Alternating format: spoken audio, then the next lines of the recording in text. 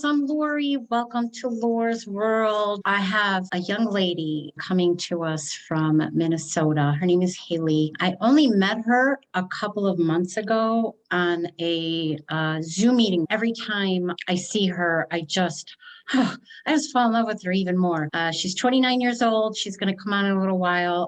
So let's welcome Hali. I love you for doing this with me, sweetheart. I really appreciate you coming on. I wanted to have you have the opportunity of telling your story. You just celebrated 1 year on September 12th, and I'm so happy for you. And you did this during a pandemic, which is very, very hard on people that have multiple years of sobriety because of the quarantining and the whole thing. So I just applaud you for that, because that is hard enough. And this was your first year. So congratulations on that, sweetheart. I'm so proud of you. And if you wouldn't mind just telling everybody a little bit about your background, what you were doing when you were a kid, maybe what happened that said, you know what, I need to stop this. I think, well, for me, I grew up in a household where it wasn't a bad childhood. And this is what can get tricky. It was not a bad childhood. It was just, there was a lot going on. As young as I can remember, I lived with my mom, my stepdad, and then my half brother and sister, and all of us are 2 years apart. Are you the oldest? Okay. I am. Yep. I'm the oldest. Yep. We lived in a house where there was love there. There was love, there was support and all of those things. But there was always something missing, because for so long, my mom had me when she was 19. And so she was sick a lot with anxiety, depression. I mean, there was a lot there. And so for most of my childhood growing up, a lot of the time I was mom. Okay. 99% of the time I was a lot of responsibility. Okay. Yes. And that's one thing that can be hard for me now when I look back, is that I never really got like a full real childhood where I was able to be let out the door and not have to worry about what my parents were doing. The main time that I was able to go outside and feel confident that I wasn't going to have to call an ambulance or something else was, at night after dinner time, when we would go outside and play in the yard for an hour. But that was because my stepdad was home. And so when he was gone, it was mainly me. I would come home sometimes and I would find her passed out on her favorite recliner. It was her chair. You didn't touch it. You didn't sit in it. That was her spot. And she would be, passed out. And I knew. And so there was a lot of ODing with prescription meds, and more than one occasion I did have to call an ambulance, and nobody else was home because I took the responsibility for my mom when no one else was home. My brother and sister would be, out playing, and I'm like, you know what, just let me do it. I will be home. I will take that. I shouldn't have, but I did at the time. And there would be times where I'd even walk through the back door and she would be standing in the kitchen. And I even have to this day, and especially after yesterday, I have very clear, vivid memories of what it looked like to walk into my back door and to see my mom standing there. And all of a sudden I could see it in her eyes. I mean, when you're in addiction, you can see it in their eyes, and it would take maybe 5 seconds and she would fall flat to the floor and she would start seizing. No one else was home, but she would start seizing. How old were you, honey? How old were you at this time? Middle school, maybe. I wasn't even in high school yet. But it was, and I didn't know how to handle it. She'd be foaming at the mouth and doing all the things. And the only thing that I knew to do, that I was told to do, was turn her on her side. So I would be sitting, and I didn't have a cell phone. We had a home phone. And so I'd be sitting there in my kitchen holding her whole little body. It was heartbreaking. And there were even a few times where we would drive somewhere and I started getting afraid to even be in the car with my mom, because I would be the only one riding in the car because I knew what might happen. And there was at least once where, I mean, this is fast forwarding to when I was maybe 15 and got my permit. But there was a couple of times where when we were driving on the freeway going 75, 80 miles per hour, she would start having a seizure while driving. And I would have to take my seatbelt off, hop into her seat, and try to help her pull over to the side of the road. It kept going for so many years, but there was so much sickness there and nobody understood it. And none of us took the time to understand it. We just said, you know what? You know, you're feeling depressed, have a pill. You're depressed, have another pill. You're out. Okay, I just gave them to you the other day, but here's another bottle or whatever. And so it's, I knew growing up that it wasn't right because she would have, I mean, she would fall down our flight of stairs half of the time and start convulsing. It was a lot of seizures and it was a lot of things that a child should never have to see, but I did see it. And it's more, I have more compassion and love and grace towards people that do experience those awful, devastating effects because it makes you feel helpless and it makes you feel like you can't be who you need to be for your kids. I reached a point and I had talked to my biological dad for a couple of years about it before I made the decision because I didn't want to break my mom's heart because I knew that if I left, it would break her heart because she depended on Hali to talk to because I was the supportive child. I loved her as she was. I was supportive. I didn't judge her. I was always the one where if she was in the hospital, lying in a hospital bed, I sat there listening to it and taking it in and soaking it up. I felt 10 times worse. Like I felt terrible that my mom was going through all of this. And yet the summer that I turned 16, I made the decision to move. I was with my dad. I probably made one of the worst phone calls to my mom that I was ever going to make. And I don't regret making it because I had to do it. But I still feel like crap that I did. After I left, I visited my mom on a few occasions and I drove up to go see her. And she was actually the first person that I called when I found out I was pregnant with my first. My mom and I lost touch for quite a while just because of my decision. She was very upset. She was devastated because she lost the child that was her person when nobody else was. A couple of years later, my grandma had died. And that totally just, I don't really think there's any words to even describe like how devastating that was for my mom. And I could see it. It broke her. Ultimately, it broke her because my grandma was her best friend. Had you started at any point during this time drinking or doing anything like that? Or were you like, I can't do this because you were watching what was happening? Or were you trying to medicate yourself so that it wouldn't hurt so bad? What was happening with you at that time? It was more of drinking so that I wouldn't have to feel anything. How old were you when you started? Maybe late teens, early 20s. I was never a super big drinker just because I had my youngest at 19, or my oldest, sorry, at 19. After that, it was responsibilities, school, work, being a mom, but definitely once I turned 21, there were moments where I was like, I'm on the top of the world with this stuff, man. This is like the best. Like you can't feel anything, you can't touch anything. And it's like the world is just gone. It didn't really start getting bad,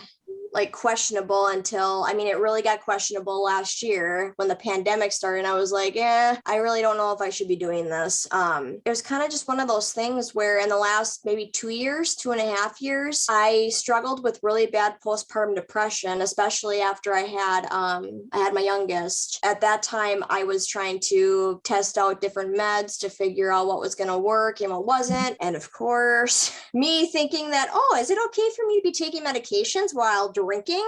And nobody really tells you that. And if they do, they say, oh yeah, you can have one here and there. It's not really going to affect you. And now when I look back, I go like, how do you not see the potential dangers of that? Like for anybody. And, there was plenty of times where most of my really bad drinking moments Even a few of what I personally consider to be blackout moments were when I was taking my medication along with drinking, because I took my medication in the morning. So I should be fine to have like 2, 3, 4, 5 IPAs that are like 8% alcohol content. And I'm a lightweight. So I mean, what bad is going to happen here? That's kind of when it started getting bad, is when I wasn't feeling better. I was feeling worse. Life was just sucking deep down. It was just sucking. And I had been a parent for almost 10 years straight, 9 years straight. And so it's always been responsibilities, not having any fun. So why not just live a little bit, live on the edge, and do probably what you shouldn't be doing. But then last year with COVID, it completely changed. It was either during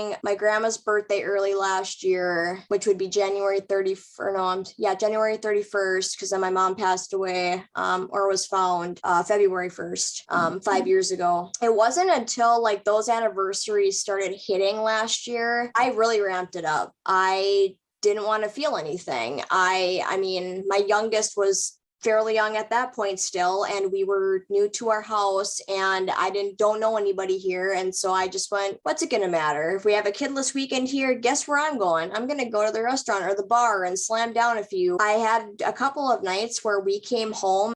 I don't remember any of it, but I apparently completely redecorated our bathroom and our bedroom bathroom. And I'm like, oh honey, you're and like, I sat in the shower with my clothes on, and I was like bawling because I was trying to call people on my phone, and I'm like, can you people talk? Like, I don't know what's wrong with me, but can somebody talk to me, please? And I'm just like, okay, something is really wrong here. I had a few more instances like that where I would black out and I would walk back home from a movie theater or from a bar and restaurant. I think it was maybe for sure last September, because that's when I decided to go alcohol free. But a little bit before that, where I had an inkling. I had the feeling that everything that happened with my mom, and then with COVID and the isolation and my depression that I was feeling, I had an inkling that I needed to take a break. Something in me told me that, Haley, you might want to do this because you don't know what the future is going to bring, and you cannot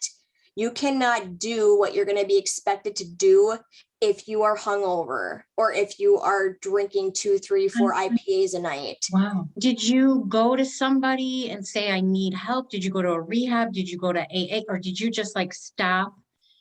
And how did you get into like the little recovery community where I met you? I'm going to say that looking back at it, it was my higher power definitely giving me a nudge, because I did it completely solo. I did it completely on my own. I one day was scrolling through Facebook, and I was looking to see if there were any sober mom communities out there. And I started out with Sober Mom Squad on Facebook for quite a while. I love them. I started out with them. And then shortly after that, I joined Recovery is the New Black with Michelle Smith. I don't know what it is, but I love Recovery is the New Black. There's just something about all the women there. And I think it's because I'll have to check them out. Women, yes, please do. It's women, like, it's not just moms, it's all women wherever you come from. And I think for me, a lot of the women in that group remind me so much of my mom and my grandma that that's what keeps pulling me into it. But I never went to an AA meeting. I was always under the impression that AA was about spirituality, believing in God, like all of the church things that I have a higher power. I believe in God 110%, but I am not a person who goes to church. Like I don't. Yeah. That's religion. Yeah. Yes, that's I'm religion. not a yes, and I'm not a religious person. I just never have been. And so for me, it was honestly like a little bit of a turnoff. I know. I get that. A little bit. And so, and it wasn't even going to be a long-term thing. It was going to be, you just wanted a break. Yeah, I just wanted a break. And a day turned into a week, and I kept thinking to myself at the end of each week, I said, this would be so much worse if I was hungover. Like this would be it's hard, but it's the right kind of hard at that point. But it still sucked. I mean, there were days where there were plenty of days where I did want to throw in the towel. And I even told my husband, I said, you know what, I'm going to do this. I'm going to stop drinking and I'm going to take a break. I don't know how long it's going to be for, but I need your support in doing that because I cannot be in this house if there is alcohol here. And I cannot be around you or other family members if there's alcohol around that right now, because I can't do that right now. And, you know, he's been, I guess, sober with me since day one. Good. That's awesome. I'm beyond appreciative for it because I know that there's plenty of spouses out there that don't do that or that don't want to do that. And for me, it's the nice thing though, is that like my husband is very much a take it or leave it person. I don't have that personality. I just don't. Me either, honey. Me either. I don't either. I'm all or nothing. Yes. And I wish that I could do that, but I'm not testing those waters. But as the months went on, I realized that, you know, I feel better. I was attending meetings. Like at first they're all virtual. It was really nice. I mean, your kids can be in the background. You got to do what you got to do and there's no judgment. But after a little bit, it got to be a lot because it's, you know, it's moms coming together and they're sharing their hardships and their challenges, but they're also sharing the positives. But when you're attending 2 or 3 of those a day and you're trying to keep yourself afloat with your kids and everything else, you're like, okay, I got no more mental space for this. I just got to be done. I'm happy and content with Recovery is the New Black, but I'm also content with like the virtual AA meetings that I occasionally try to do with, you know, HJ3 with our whole family there. I didn't start doing any of those meetings or meeting any of those amazing people until like 10 months in. You know, I have to say this to you because every single time we talk, I say to myself, oh my God, you, my dear, have an old soul. I'm going to start crying because when I tell you this, I am not saying this to blow smoke up your coolie. I am telling you this from my heart. Like I find myself telling you things that I wouldn't tell somebody else either. You're very, very easy to talk to. You have this old soul. Like you get things from this recovery community. You get it without doing some of the things that say I did. Here I am at 11 and a half years and I'm in amazement watching you because it makes my heart smile. Like, wow, you have an open mind. You have this love in your heart. You have this compassion. You know right from wrong. You know you want to be better for you and for those kids. And I just think that you're a remarkable person. I believe, and I said this to you the other day, I believe that your mom is watching down on you and she is so proud of you, Haley. Because you have this thing, you have this compassion, you don't have this anger. You want to understand and you try to get all of that. I believe that sometimes that you're a little bit too hard on yourself because you have always been the caretaker. You want to take care of people. And I have told you this before, you need to take care of Haley so that you can be there, you know, so that you can be there. And we had this conversation like, you know, this is just so hard. And you know, my kids are a lot older now. I missed out on all of that, sweetheart. Yeah. So it is hard being a mom. Whew. There's the trials and tribulations, the tantrums. I don't want to wear that. I don't want to, like, you want to be like, I missed out on a lot. And I'm not going to sit here and say that I regret it because I don't believe in regrets, but I did miss out on some things. And you have this wonderful opportunity and you're just grabbing it with both hands and doing it. And I applaud you for that. I just adore you. I just adore you. And you know, there is no right or wrong way to do recovery. The only wrong thing you can do is drink or do drugs. That's the wrong way, in my opinion. Okay. So, you know, I had a conversation with a friend not too long ago, and it's all about, you know, when I first got sober, the first 6 months, I did 1 meeting a week. That's all I did. That's all I could handle at that time. I was tired, I was beaten down, and I got a lot of flack from it. You got to do this and you got to do that. And, you don't got to do anything. You've got to listen to your soul. Yes. You listen to your soul. You listen to those guts because that is your soul speaking. You will change. What I did, I went from one meeting a week to doing 3 or 4 a week because now it's like, oh, I like this. I want more. I want more because that's heart disease talking more, more, more. But you go into these things where it's like, okay, I cut it down to, back to 2 meetings and then going to sober events, and connecting with other people that are in sobriety that you can bounce things off of. And in this last year, I found a wonderful group on Instagram, which is just blows my mind. But I've met you and some other amazing people, and girl, I swear, I get so choked up. I'm just like, oh my God, you're so sweet. You're so loving and you've got so much to offer. Don't doubt yourself. Do not ever doubt yourself. I'm always here for you if you need me. And if I don't get back to you right away, I'm busy with, and I'm like looking over at my phone to see if you're calling me or texting me because I'm obsessed with you. You just hit a year, but I want what you have. I just love what you have because it's just pure love, pure love. And you just keep on trying whatever works for you. The only thing that I could say, and this is for me, if I don't do anything and just say, you know what, I don't need the meeting. I don't want to do this 1 week. I do it for 1 week.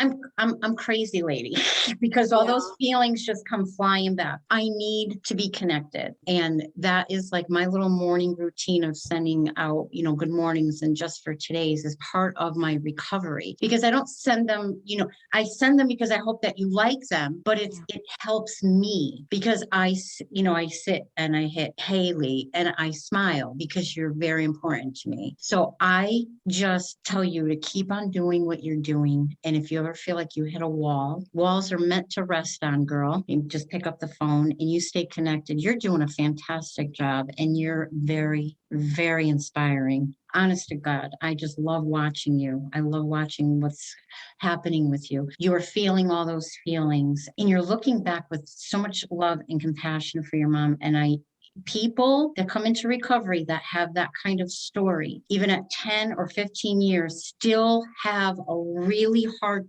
time with that. And you never have. And Well, and the interesting part though about that is that, and like I've shared it with my husband, and I even shared it with my dad months ago when I was telling him that I had stopped drinking and why I stopped drinking because we both feel a lot of the same way with my mom's situation. There was a lot of anger. There was a lot of anger. There was a lot of frustration. For the longest time, I was angry with her because I felt like my mom was choosing her prescription pills and alcohol. At the time, for me being young, it was mainly the prescription pills. And I had the thought that you're choosing that over your kids. You're choosing that over me. And then you get very upset and devastated when I tell you that I'm leaving. And it didn't hit me until I got sober. Doesn't matter if you're a man or a woman, all we want in this life, we just want to be loved and we want to be cared about and we want to be heard and we want to be seen. We don't want people to sit there and criticize us and tell us what we're doing wrong and tell us that you're messing up, you're drinking too much, you shouldn't be taking these pills, something is wrong with you. And that's part of like my advocacy, if that's a word, is that I had so much anger, devastation, and I felt like I was let down and abandoned. The reality is that she did the best that she could with where she was at. And for me, that's a huge realization because I went through so much time with sitting and stewing in that. I don't think that I would have even gone to visit her grave if I wasn't sober. It would have been stirring. And yesterday, it's amazing because I couldn't find her grave for like 15, 20 minutes. Truthfully, the way that I described it to my husband last night when I got home is I knew the moment that I walked up to that big stone, I knew that she was going to be right there. The moment that I walked up to it and I saw my grandma's, I'm going to start crying. Okay.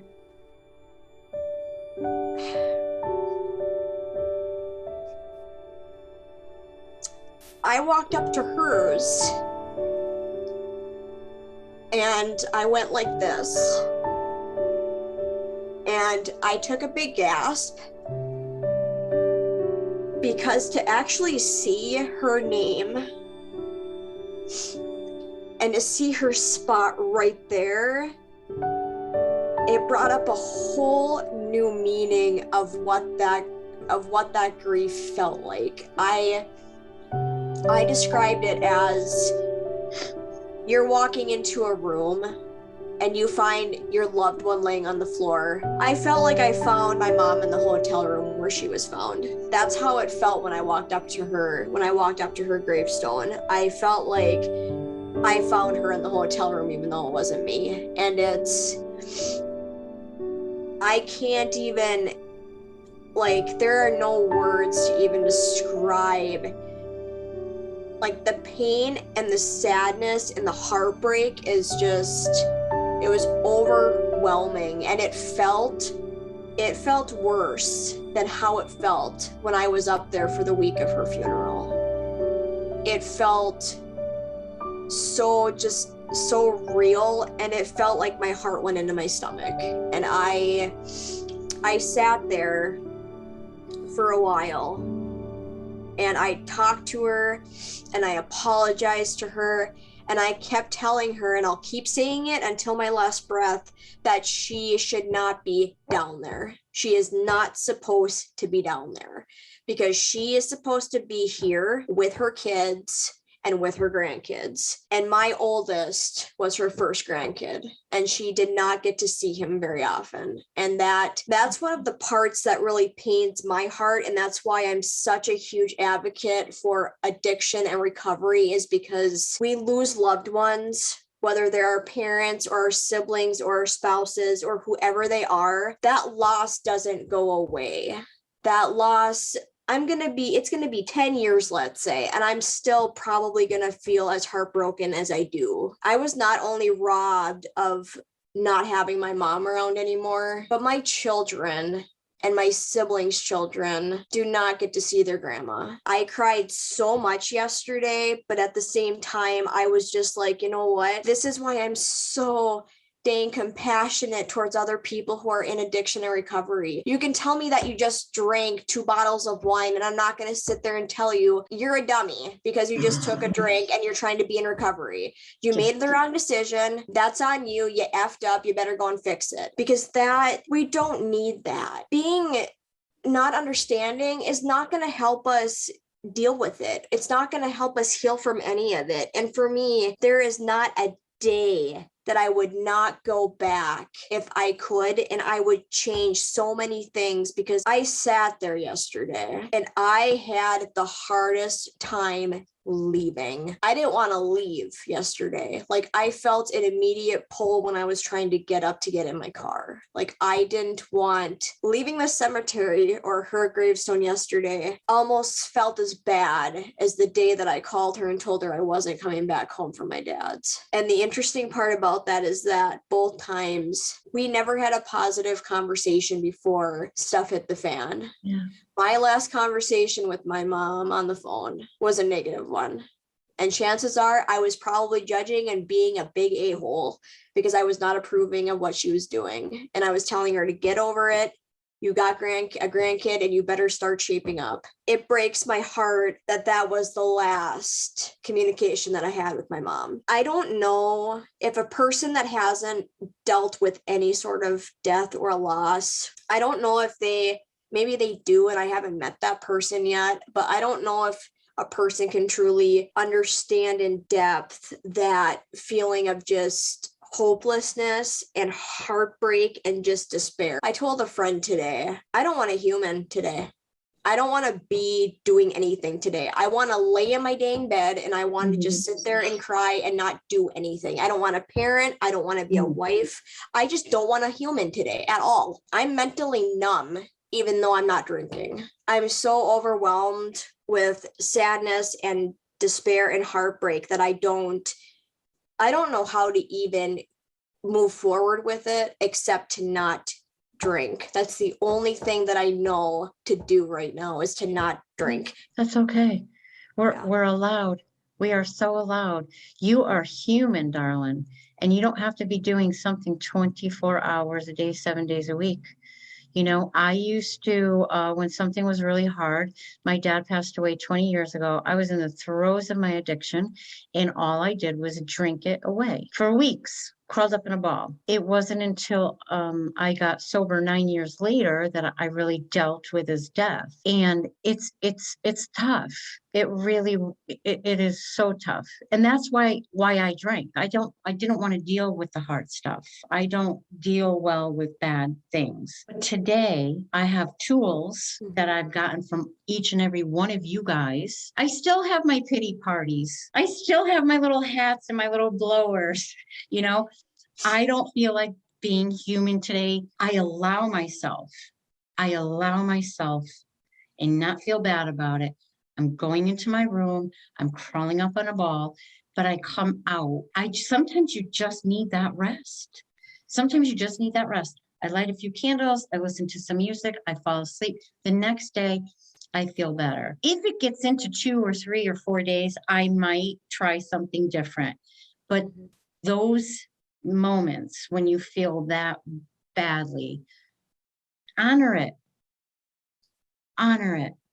You're having some pain. Honor that. Honor that. Honor her. Honor you. I never properly grieved when my mom died. And even after she did, I got told that I shouldn't be so sad because I was never there, because I left. And for so long, I held that to myself. And I said, you know what? You're right. Why am I so sad when she's gone, when I wasn't there? But then I said, you know what? I don't give a crap. She was my mom, and I feel worse than anyone in this world is going to know because of the decisions that I made. And you know what? I don't always feel good about it. But you have to give yourself a break, darling, because you have to, you said that you gave me this statement. She did the best she could with where she was at. You did the same thing. So if you could forgive her, you need to forgive yourself.